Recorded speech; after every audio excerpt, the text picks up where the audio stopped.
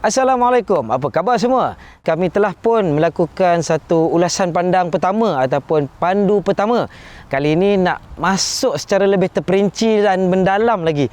Banyak saya dapat maklum balas yang ramai minat saya cerita panjang lebar. Tengokkan kereta dengan segala butiran yang selengkapnya lah. Jadi itu yang kita nak buat untuk RAV4 kali ini. Tambah lagi kita akan pamerkan satu ciri yang saya sangat gemar pada Toyota pada masa kini, iaitu sebahagian daripada Toyota Safety Sense, iaitu dia punya sistem pemanduan berkendiri. Ramai yang ada, betul, banyak kereta lain ada, tapi ada satu ciri yang ada kelebihan pada Toyota dari segi pemanduan berkendiri. Sebelum kita cerita pasal kereta ni secara khususnya, nak cerita pasal Toyota secara am. Ya, Toyota sekarang kedudukan di pasaran Malaysia agak macam tak berapa nak dikenal pastikan sama ada kereta untuk rakyat mampu milik ataupun dah jadi kereta atasan. Kayangan lah kata orang. Ini adalah bukti bahawa Toyota sekarang dah naik taraf. Ya, kita sedia tahu ada jenama Lexus juga dimiliki oleh Toyota. Yang itu memang kereta kayangan lah. Tapi sekarang nampak gayanya Lexus mungkin dinaikkan lagi ke taraf bukan setakat kayangan, diraja mungkin lah. Tapi RAV4 sekarang harga 215,000. Memang CBU dari Jepun, itu mungkin mendapatkan sedikit premium 10-15% ke atas lawannya, tapi itu tetap bermakna kereta ini lebih tinggi harganya berbandingkan dengan saingan-saingannya yang semula jadi seperti Mazda CX-5, Peugeot 3008, Volkswagen Tiguan dan Honda CR-V. Tapi saya ingin jelaskan awal-awal, sekarang RAV4 ni saya boleh katalah rasa gaya pemanduan dia memang kereta premium. Bukan semata-mata daripada segi bahan-bahan yang digunakan di dalam, yang tu kira okey, tapi lebih kepada struktur kerangka, gaya perjalanan macam saya sebut tadi, dan rasa keseluruhan bila kita memandu ataupun menjadi penumpang dalam kereta RAV4 ini. Tapi adakah itu tetap memberikan justification ataupun alasan yang kukuh untuk meletakkan harga sebegitu tinggi? Mari kita lihat lebih terperinci semua kelengkapan, peralatan serta ciri-ciri yang ada pada Toyota RAV4 2020 ini.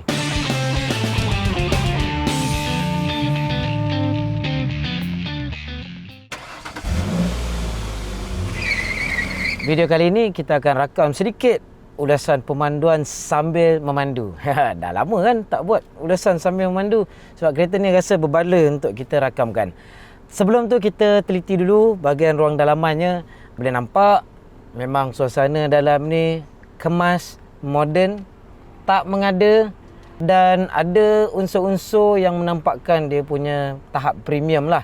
Macam contoh sentuhan lembut dekat sini, sentuhan lembut dekat atas sini, dekat sini.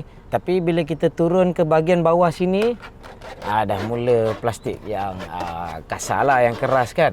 Tambah lagi dekat sini yang jarang sangat kita nak sentuh. Macam tu sekali. Ni tempat letak cermin mata. Sini memang tak sedap disentuh. Tapi tempat-tempat yang kita rajin sentuh macam sini, tempat pemegang pintu ni, nampak ada getah-getah belakang ni. Getah tu sama rasanya dengan getah pada tombol pendingin hawa ni. Dan juga pada steering, taklah. Kalau boleh ada getah macam tu kat belakang steering ni ataupun belakang dekat pedal shift ni memang best. Tapi ada lagi getah-getah di kawasan tempat letak barangan kecil macam ni. Ada tempat nak sorok smart tag ataupun dompet, situ ada getah-getah. Sini pun ada getah untuk mengelakkan daripada barang menggelongsor rata-rata. Ini adalah wireless key charging ya. Dan saya memang seronok sangatlah ada wireless charging ni. Tak payah nak ada kabel banyak-banyak. Tapi kalau perlu ada kabel juga, memang banyaklah alat peranti. Ini masih menggunakan USB Type biasa, bukan USB Type C seperti banyak kereta premium. Dalam sini ada dua. Dan ini yang menampakkan lagi dia punya tahap penelitian dia. Semua soket USB ni ada penutup plastik macam ni. Dia cantik penutup plastik tu. Dalam ni pun ada kapet. Mari kita tengok dekat bahagian dalam pintu ni ada kapet tak? Oh, tak ada. Ruang dalam pintu ni tak ada kapet. Kalau macam setengah kereta macam Volkswagen, dalam tu pun ada kapet. Tengah ni ada. Atas ni tak ada. Tapi okey. Nak kata mewah sangat dalam ni, tidak. Tapi dah cukup premium lah rasanya. Cumanya bahan lembut-lembut ni kalau tengok kan, ia ni ada macam jahitan. Dia taklah nampak macam bahan yang betul-betul hampir macam kulit kan. Kurang-kurangnya kerusi dia lah, balutan kerusi dia memang best. Dan kerusinya sendiri dah merasakan yang ini adalah kereta atasan. Sebab dia tak begitu empuk. Ya, kereta premium ni selalunya kerusi dia tak begitu empuk. Sebab dia pentingkan struktur ataupun postur badan untuk kita tahan lama tanpa lenguh. Jadi dia cukup-cukup lembut saja, nak elakkan daripada kita rasa macam duduk atas bangku kayu. Tapi dia tegap dan agak keras lah kan keseluruhannya. Tapi kita dapat satu kedudukan yang cukup selesa. Sini ada pergerakan yang memadai, atas bawah, ke depan ke belakang semua ada. Lambar support pun boleh kawal, tapi ke depan ke belakang saja, tak boleh atas bawah. Dan ada butang memory dekat situ, itu penting. Banyak kereta sekarang ni macam-macam pelarasan boleh buat dengan kerusi, tak ada butang memory. Sayangnya tak ada butang memory untuk profile driver. Saya tak jumpa lagi profile driver dalam ni untuk kita buatkan tetapan mengikut cita rasa pemandu. Macam contoh dalam Volkswagen Tiguan kita ada profile driver. Dia tahu apa kita punya cita rasa dari segi semua tetapan, multimedia, pemanduan, apa yang dipaparkan pada skrin. Yang tu semua dapat dimasukkan dalam memory. Kita tekan, semua set ikut kita. Kalau kita contohnya berkongsi kereta dengan isteri ataupun rakan-rakan sekerja contohnya. Jadi itu yang kita boleh nampak sekali pandang. Apa pula ciri-ciri yang kita dapat hargai selepas menggunakan kereta ni seberapa lama? Contohnya macam corong pendingin hawa ni. Dia punya kekuatan yang diperlukan untuk melaraskan rasa macam terlalu ringan. Rasa macam rapuh je benda ni. Nanti jahanam. Tapi sebenarnya kita dah main banyak-banyak macam saya ni lah. Saya ni memang kaki suka kacau usik semua benda kan. Bila kita main-main kan, kita rasa macam tak ada ni boleh tahan lama. Cuma dia sangat lancar dan mudah untuk kita gerakkan. Dalam masa sama tetap rasa dia akan tahan lasak lah dan tahan lama. Sama juga macam punak-punak yang lain. Contohnya lah kan. Lepas tu kita tengok pula kepada perkara-perkara macam ni. Ini ada lampu juga. Kalau kita buka vanity mirror ni, cermin solid ni kan. Tapi kalau kita lupa tutup ni, kita hanya naikkan tolakkan ke atas ataupun ke atas sini, dia padam juga. Ada kereta yang takkan padam. Saya tak ingat kereta apa, tapi ada juga. Yang ni ada auto dimming rear view mirror. Kalau cahaya dipancarkan ke hadapnya, dia akan menggelapkan diri. Jadi kita tak payah nak laraskan. Segala-galanya automatik dari segi kawalan lampu, wiper, lampu tinggi pun secara automatik. Dan ni, sebenarnya ada kawan saya yang dah keluar masuk kereta ni beberapa hari, dia tak perasan. Kerusi pun ada pendingin hawa. Ya, seronok. Bahagian belakang ni, terutama untuk orang yang lebih besar, selalunya berpeluh. Depan ni, pendingin hawa dah berkuah depan ni. Tapi belakang ni berpeluh. Bahagian bawah ni pun peha pun berpeluh. Yang ini dapat menyelesaikan masalah itu tanpa kita perlu kuatkan sangat corong pendingin hawa atas. Jadi ada 3 tahap kelajuan kipas untuk kita menyejukkan badan daripada kerusi.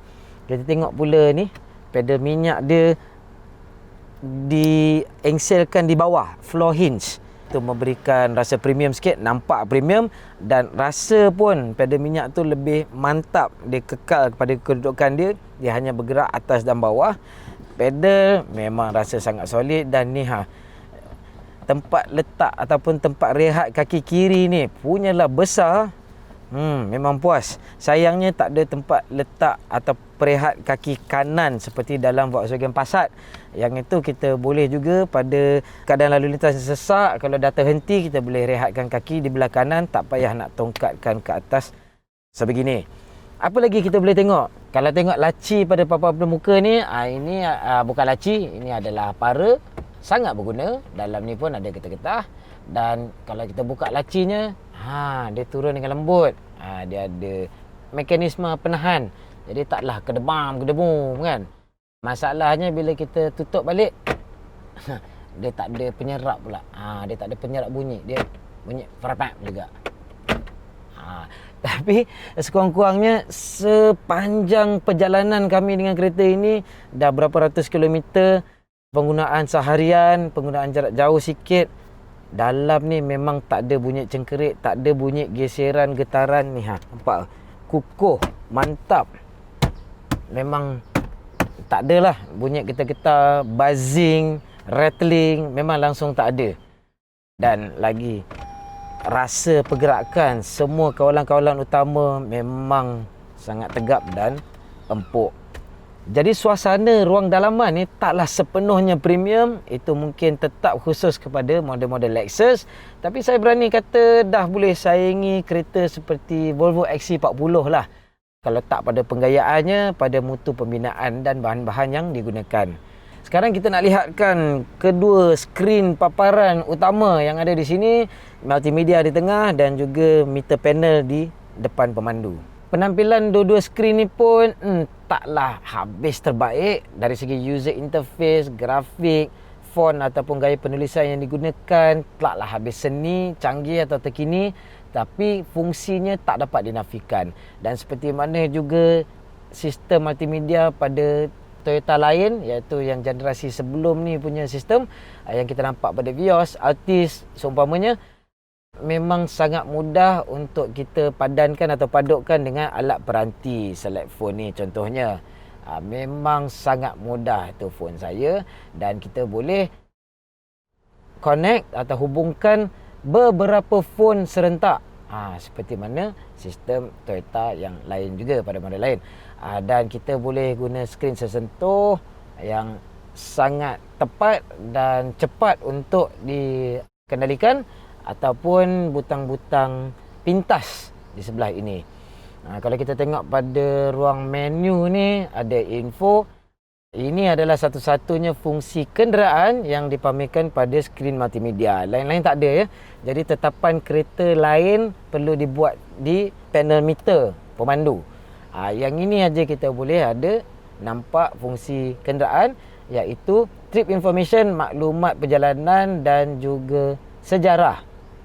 Jadi nampak previous best 16.9 km per liter. Tak bohong ya. Sekarang 8 km per liter. Yalah, kita dah lama duduk sini melahu, terhenti kerana buat penggambaran.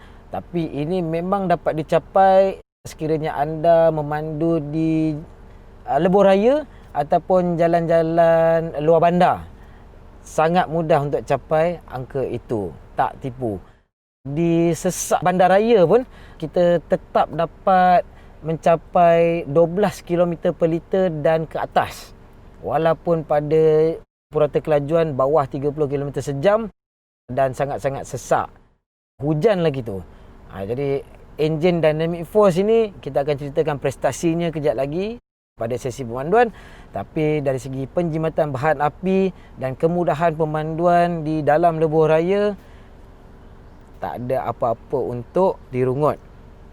Lain-lain fungsi seperti apps ni, kita boleh download applications. Sebab yalah, zaman sekarang ni keterhubungan sangat-sangat penting lah untuk semua kereta.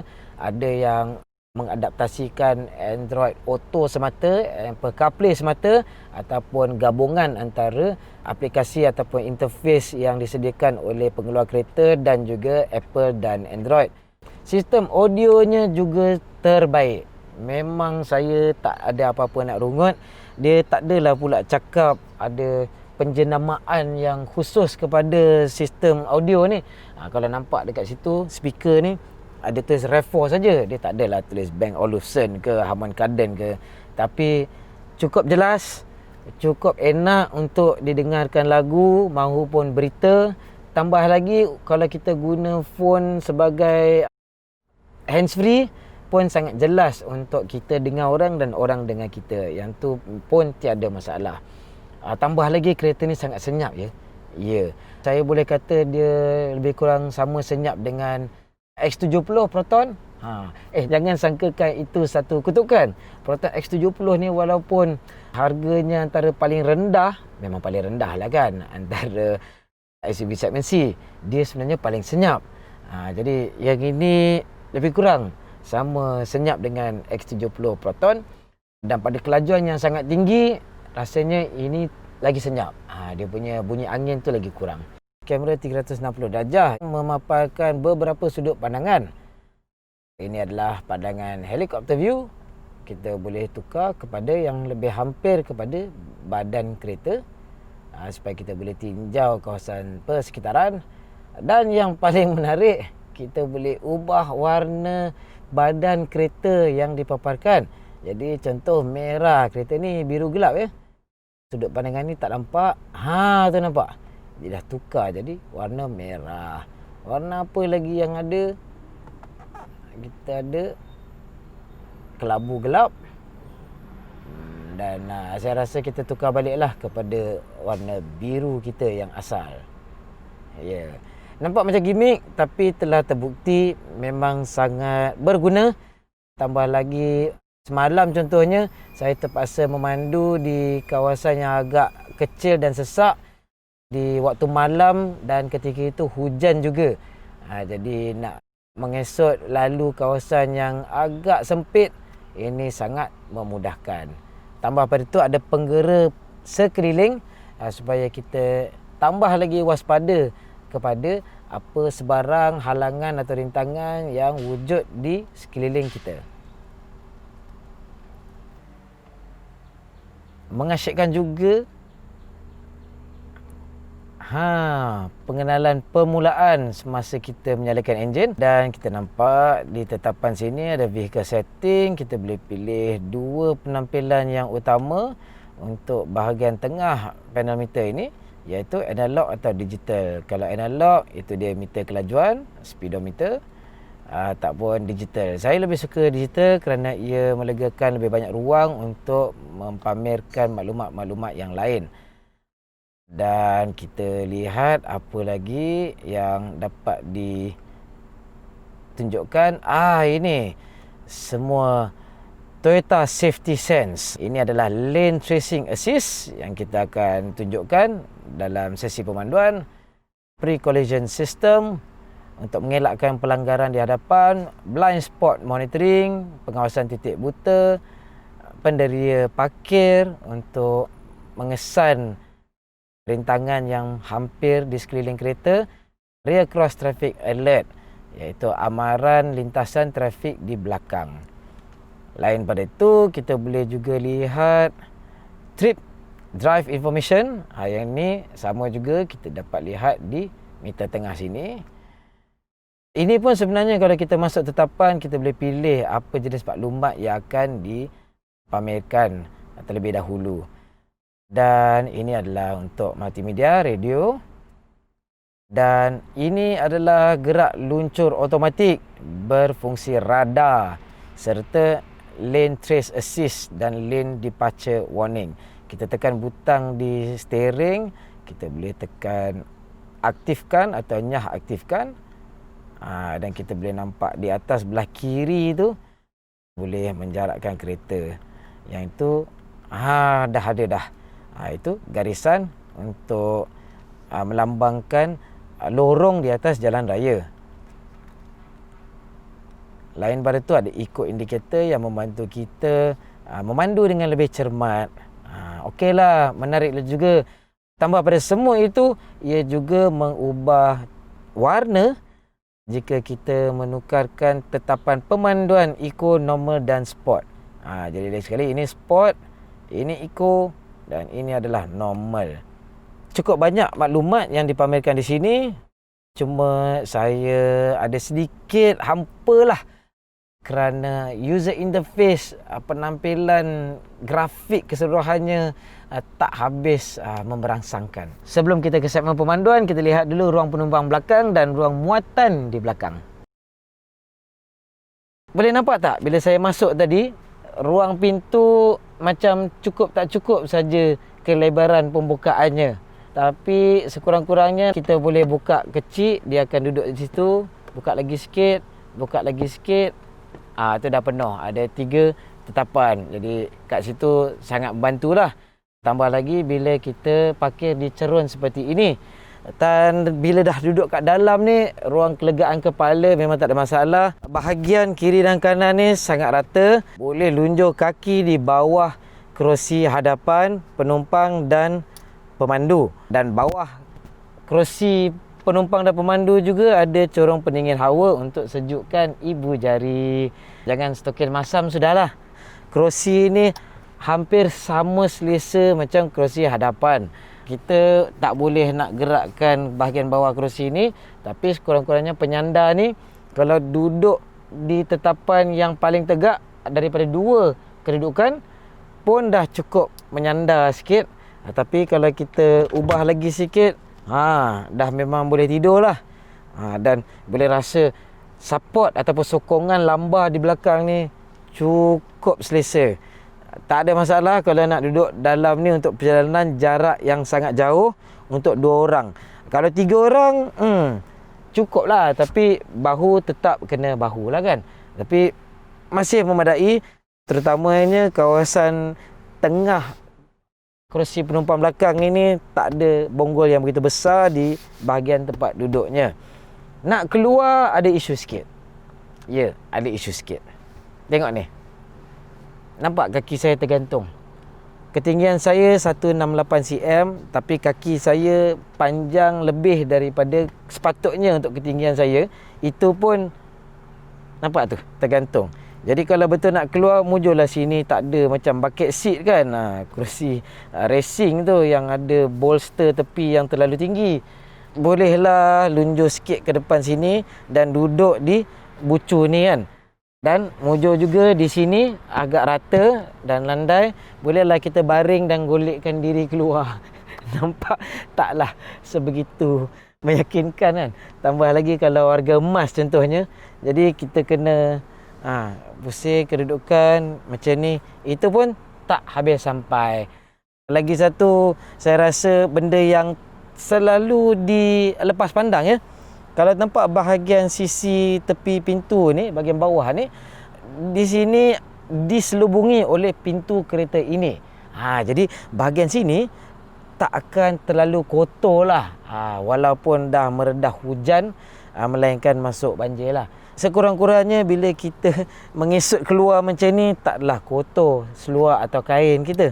Kemudahan untuk penumpang belakang sebenarnya taklah sebegitu banyak. Ada tempat rehat lengan di tengah yang juga menempatkan tempat letak cawan.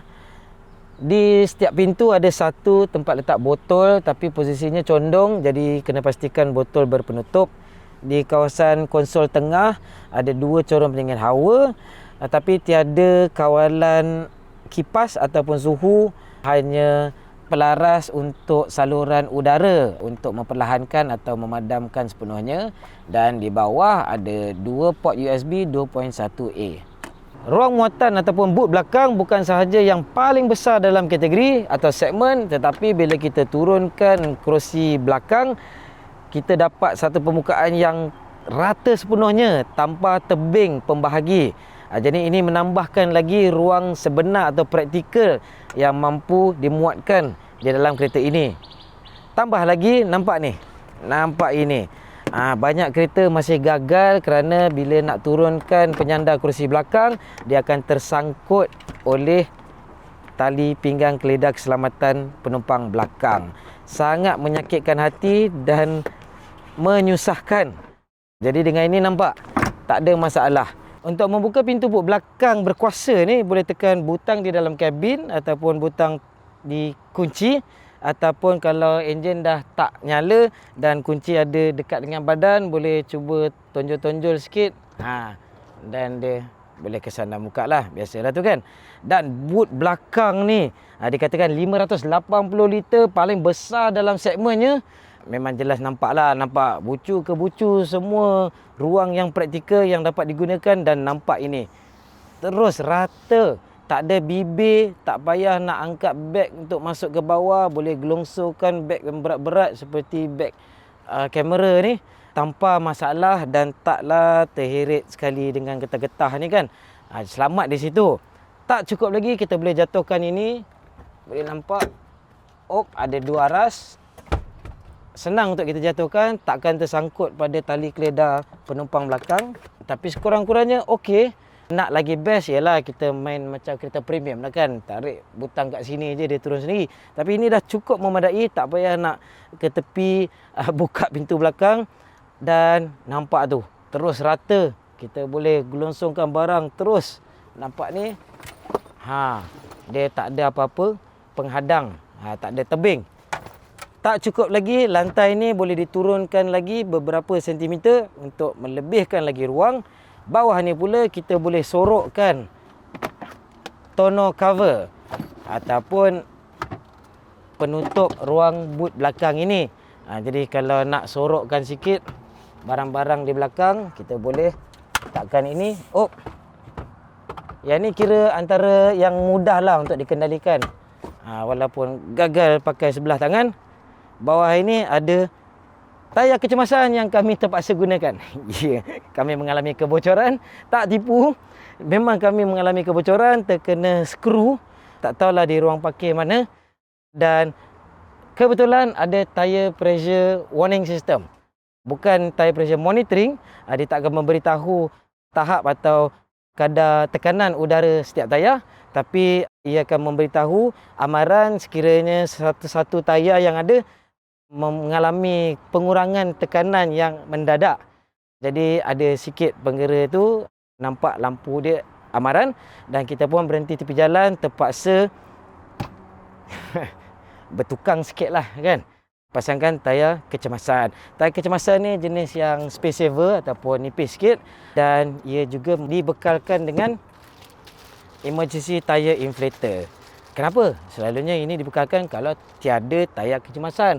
Setakat pakai spray untuk foam ataupun bahan penebat yang dapat mengisikan kebocoran tu. Tapi ini saya tahu kenapa.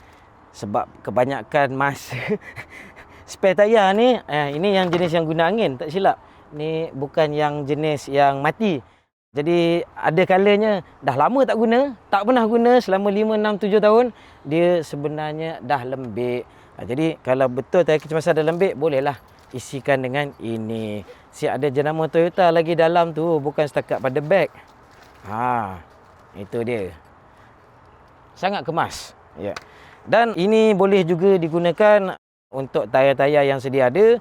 Kalau di kawasan terpencil, tak jumpa stesen minyak ataupun stesen minyak pun semua mesinnya rosak, kita bolehlah pakai ini. Tak pun kalau kita pergi berkelah, nak pasang pelampung untuk kanak-kanak, ataupun airbag kalau pergi berkemah, bolehlah pakai yang ini juga.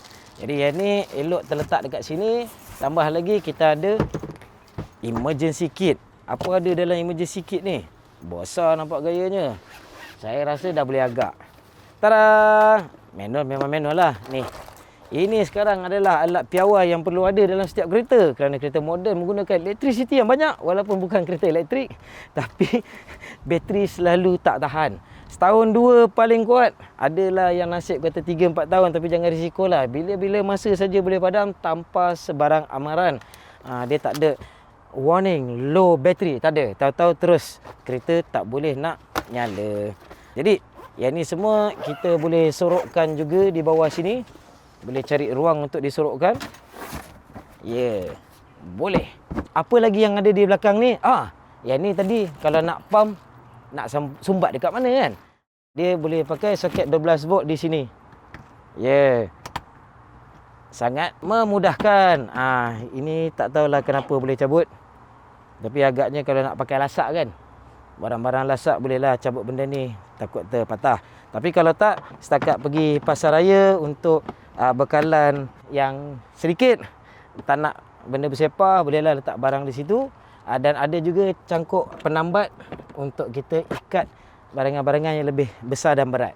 Oleh kerana video uji belik kami kali ini terlalu panjang kerana galak sangat meneliti setiap butiran yang ada pada kereta ini, kami pisahkan ulasan pemanduan kepada video kedua. Pastikan anda tonton video tersebut kerana pemanduan RAV4 ini sememangnya istimewa. Dan kami akan juga memaparkan ciri-ciri Toyota Safety Sense yang membawa kepada sistem pemanduan berkendiri yang terbaik dalam segmennya. Terima kasih menonton dan selamat membeli belah.